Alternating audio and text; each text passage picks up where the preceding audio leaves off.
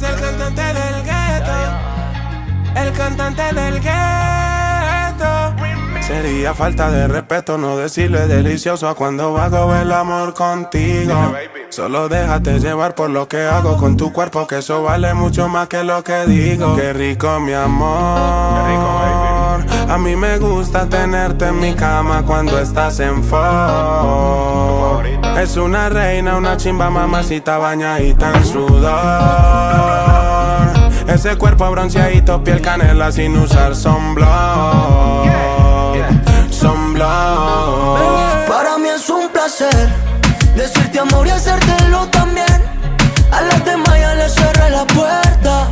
Tantas veces que yo la cagué, contigo lo hice bien. Para mí es un placer decirte amor y hacértela también.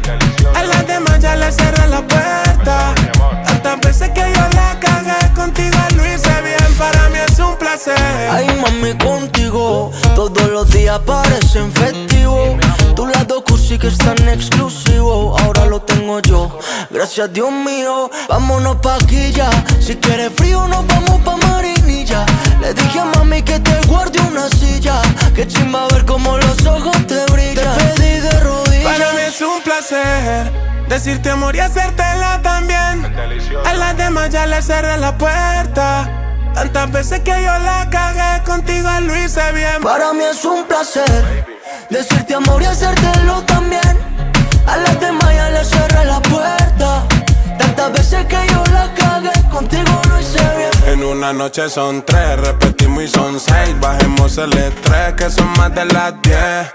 Pero baby te voy a ser sincero, guardemos tiempo para el mañanero. Ella se desnuda mientras retiro mi lírica. Esta relación es de energía y de química. Si la hacemos pública se vuelve polémica. Ya los envidiosos dirán que no eres mi única. Se muerden los labios, le tiran varios. Ignora comentarios porque tiene a nene barrio. La tengo adicta de mi pH, una obra de arte hecha por CH. Para mí es un placer decirte amor y hacértela también.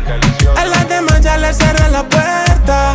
Tantas veces que yo la cagué, contigo lo hice bien. Para mí es un placer decirte amor y hacértelo también.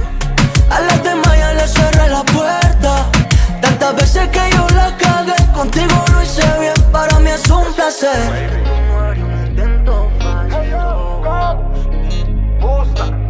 Es el cantante del gueto.